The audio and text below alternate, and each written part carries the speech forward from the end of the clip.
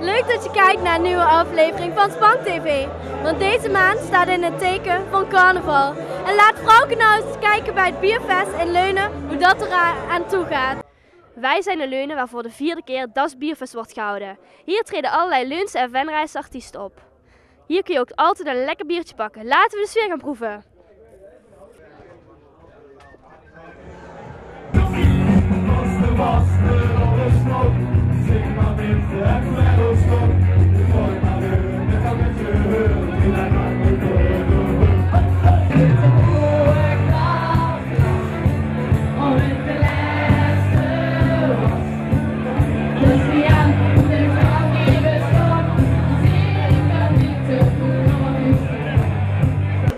Nou, jij hebt net opgetreden. Hoe ging het?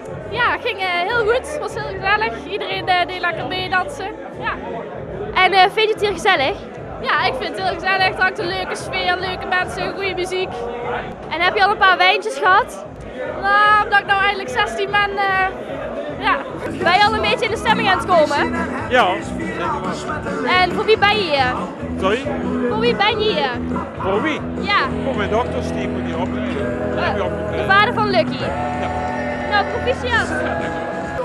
Wat is dit voor spel achter je? Dat wordt genoemd pingwing bijnaken. En wat moet je precies doen? Nou, dit is een schoen en die moet je erachter trekken, dan loslaten. Het is de bedoeling dat je zoveel mogelijk pingwings omgooit. Nou, ben je al een beetje in de stemming aan het komen? Zeker wel. Heb je al aardig wat biertjes op? Nee, dat valt nog tegen. Hoeveel pullen heb je in totaal al op? 3. En dan moet je nog even doorgaan. Ja, dan moet er een stuk of 10 bij komen. Dus, Heb je dit een beetje naar je zin? Natuurlijk. En kom je nou al voor de 4e keer of is het je eerste jaar? Dit is mijn 4e keer. En voor jou? Het is voor mij mijn 3e keer volgens mij. Hoe lang doe je dit al? Sinds 2011. En vind je het heel leuk om te doen? Ja, zeker. En vind je het niet erg om in zo'n pakje rond te lopen? Nee, moet je trots op zijn. Wie heeft het eigenlijk verzonnen? Nou, het idee komt eigenlijk vanaf het oude wijverbal, het oude wieverbal van de carnavalsvereniging. Dat moest eigenlijk een nieuwe impuls krijgen. En dan hebben ze Chris en Roy voor benaderd, om dat een beetje op de kaart te zetten. En zo is Das Bierfest ontstaan. En daar ben ik bijgekomen, daar is Sander bijgekomen, daar is Tony bijgekomen. Omdat iedereen zijn eigen specialismes heeft. En zo is het dan een beetje gegroeid tot wat het nou is eigenlijk, zeg maar. Ja, het is een gezellig feestje en we hopen er nog een paar jaar tegenaan te plakken. Ik zou zeggen, ga er nog een paar jaar mee door, want het is hartstikke gezellig hier. Nou, dat hopen we. Dankjewel. Dankjewel. Frauke heeft niet alleen de gezelligheid in Leunen getest, maar ook heeft ze voor ons een carnavalsagenda klaargemaakt. Nog een paar dagen en dan staat het carnaval, of ook wel op zijn Venraise gezegd, de vastenavond voor de deur. Waarschijnlijk ben je nog bezig met de laatste voorbereidingen, zoals het afmaken van je carnavalspak of het instuderen van de nieuwe carnavalsliedjes. Om alvast in de stemming te komen, laat ik je zien waar er overal gefeest wordt. We beginnen met donderdag. Dan kunnen alle Pielhazinnen naar de Hazinnenavond. Tijdens deze avond mogen alle vrouwen van Venray alleen op stap. De mannen blijven thuis en voor 1 avond is het centrum en de kroegen voor de dames. Op zaterdag mogen de mannen ook aansluiten en trappen de Pielhaas af met de Heinekenvast en Overtroetje. Aanmelden voor het roetje van de glijbaan kan nog via de website. De Toddenzak, W2, Ben Verdellen zullen optreden, maar ook Venraise artiesten als de Stappers, Puppies en vele anderen zullen het feest ondersteunen. S'avonds hebben de Schouwburg, Jeugdtent en cafés hun eigen programma. Op zondag zijn in de kerkdorpen de optochten te zien en hebben de cafés hun eigen programma. Op maandag is natuurlijk de grote optocht in Venray te zien vanaf 2:10. Ik wens jullie een fijne carnaval. Mocht je niet zoveel om carnaval geven, dan heeft Sharon een aantal tips hoe je de carnaval kunt overleven. Heel veel mensen gaan met carnaval op vakantie. Maar wat als je niet op vakantie gaat en je wilt geen carnaval vieren? Dan heb ik voor jou hier een aantal tips. Tip 1. Nodig je vrienden en vriendinnen uit voor een gezellige filmavond met lekkere hapjes en drankjes. Je hele avond is vol en het is gewoon top. Tip 2. Je kan natuurlijk ook gaan internet shoppen. Je hebt de hele avond de tijd en jij ziet er na de carnaval tenminste goed uit. Tip 3. Oh, ja, het is natuurlijk ook een leuke tip om een boek te lezen of misschien wel meerdere boeken. De tijd gaat lekker snel voorbij en ja, misschien kom je nog een leuk verhaal tegen. Tip 4. Wat natuurlijk ook leuk is, een spellenavond met al je vrienden. En met drank kan natuurlijk ook, maar dan moet je wel 16 plus zijn. Tip 5. Ga koekjes bakken of een lekkere cake. Kan iedereen van genieten en je bent natuurlijk ook weer een hele avond bezig. Tip 6. Wat je natuurlijk ook kan doen, is lekker gaan sporten. Jij bent mega fit na de carnaval en de rest niet. Tip 7. Misschien niet het leukste werkje om te doen, maar het is een tip. Huiswerk maken. Jij bent al klaar na de carnaval en iedereen moet dan nog beginnen. Ik hoop dat je wat hebt aan deze tips en dat je de carnaval doorkomt. En als dat niet zo is, stel je dan niet zo aan en ga gewoon carnaval vieren. Mocht je ook al niks aan deze tips hebben, nou ga dan eens lekker koken. Want ik ging met Bjorn de keuken in met mijn oom Henk. Want die ging lekker voor ons Indonesisch koken. Deze keer schuiven we aan bij Henk Smits en hij gaat ons de Indonesische keuken laten zien. Henk, wat gaan we precies maken vandaag? Wij gaan maken lekkere Indische frikadelletjes, lekkere bami, tempeh goreng, serundeng, kroephoek, zuur. Laten we beginnen dan. Dat is goed.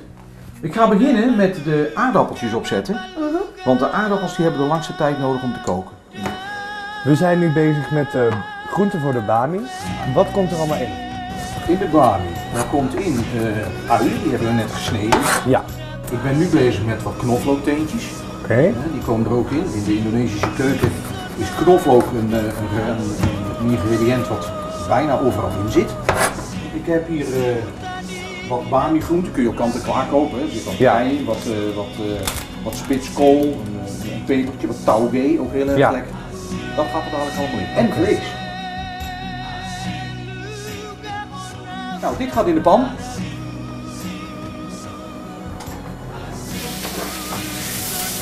dan gaat het. Nu gaan we garnaaltjes in de oerlikant doen. Oh, dat zijn we leuk. Ja? Ja. Kijk, zo. En dan doe je net zoals dit. Oh, zo gaan we eruit. Gewoon stampen totdat het helemaal verpulverd is. En wat we nu zeker niet moeten vergeten is trashi. Ja, want dat is? Trashi, dat wordt in de Indonesische keuken heel veel gebruikt. Dat is een pasta, een garnalenpasta. Kun je ook ruiken, ruik maar eens. Ja, dat kun je ruiken. Lekker? Ja, Vind je het lekker? Het heeft wel een aparte kleur. Het zijn pure garnalen. Die gooien we een klein stukje in de wadjan. Een klein stukje. Dat geeft smaak. En dan gaan we de groente erbij gooien. Nu ruik je al dat je in een andere keuken zit, hè? Dan gaan we de groente erbij. Nu doe ik er bewust maar een heel klein beetje peper in. Ja? Een pepertje. En waarom? Peper is natuurlijk heel erg scherp. Hier heb ik er een. Die is heel erg heet. Als je die er dus in doet, te veel van in doet, dan lusten de mensen het eten niet meer. Dat is zonde. Dan heb je voor niets in de keuken staan. Kom eens met je hand. Zo, dan zal ik. Zo, dan lik er maar eens aan.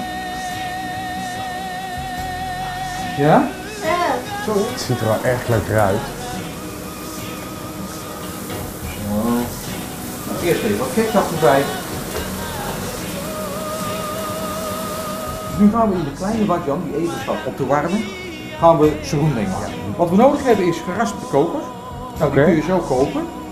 En pinda's. Ja, we gaan het eruit halen. Die gaan ze hierin.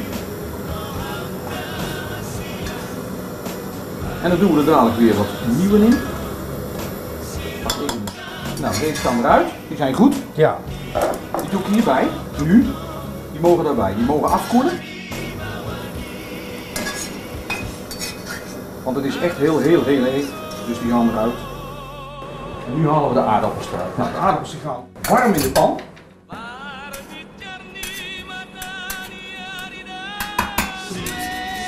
Nou, we doen er wat hakt bij. Ja. Gewoon erin.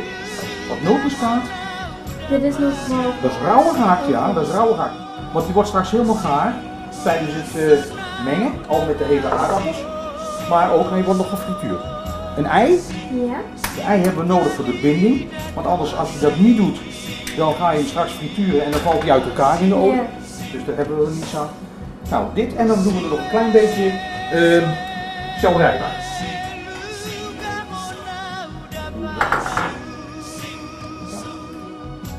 En dit gaat eigenlijk dan de frituur. En dit gaat dadelijk de frituur in.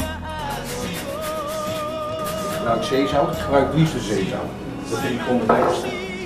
Maar wij kennen die frikandel als een warm gerecht. Ja. Maar in Indonesië is dat niet zo, toch? Wel, want hij wordt straks hij wordt gefrituurd en daarna mag hij afkoelen. Ja, dan kun je hem koud eten, maar je kunt hem ook warm eten. Oh, oké. Kijk, nou is het één massa geworden. Laten we even staan. En we gaan Tempeh goreng maken. Nou Bjorn, ik ben moe van het stampen, dus dit krijgt wat voor jou hoor. Haha, kom je er weer makkelijk vanaf. Oké. Dus dit is dus tempeh. Dan komt er een mooie koek uit. En die gaan we in stukjes snijden. En die gaan we in de olie bakken. Snijden we in plakken en dan snijden we er dadelijk een soort van frietjes van. Nou, wat ik hier heb is die seree, die zit erin. Ja. Ik heb een stukje peper gesneden, een ui, knoflook en dat stukje lauw. Ja. Dus dat gaan we er nu alvast. Maar dit gaat erin? Ja, dit gaat erin. Oké, gooi er maar in. Dat gaan we nu bakken tot het lekker bruin is. De tempeh is klaar. Ja. Die gaat eruit. En nu doen we er wat andere ingrediënten in. Nou, daar gaat hij. Oké. Erbij. Dit gaat er wat bij. Kokosmelk. Kokosmelk. Laten we even wat inkoken. En ketchup. Rosanne, jij mag voor mij gaan rollen. Tuurlijk.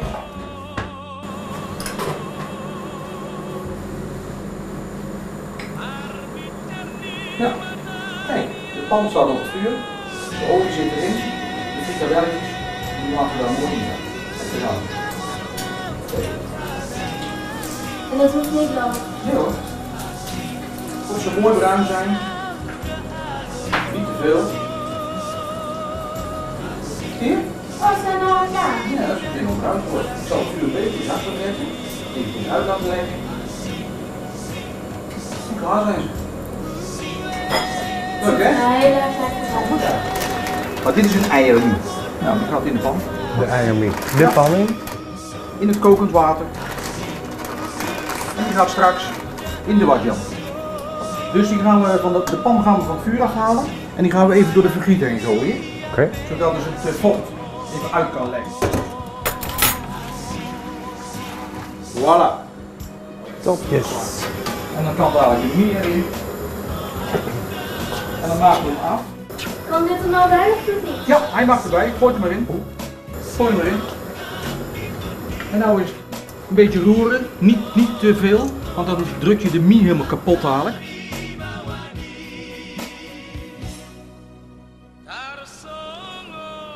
Bami, kroephoek, frikadellen, serundeng, kacangsaus, pindasaus. Dat is tempeh goreng. En ik heb een beetje acar gemaakt. Ik zou zeggen, selamat makan. Dat gaan we zeker doen. Eet smakelijk. En voor jullie, het recept is terug te vinden op de site van ons, op Facebook. En wij gaan nou lekker smullen. Dus dankjewel. Dit was weer de aflevering van deze maand. Ik hoop dat jullie het leuk vonden en tot de volgende maand. Like onze Facebookpagina en tot de volgende keer.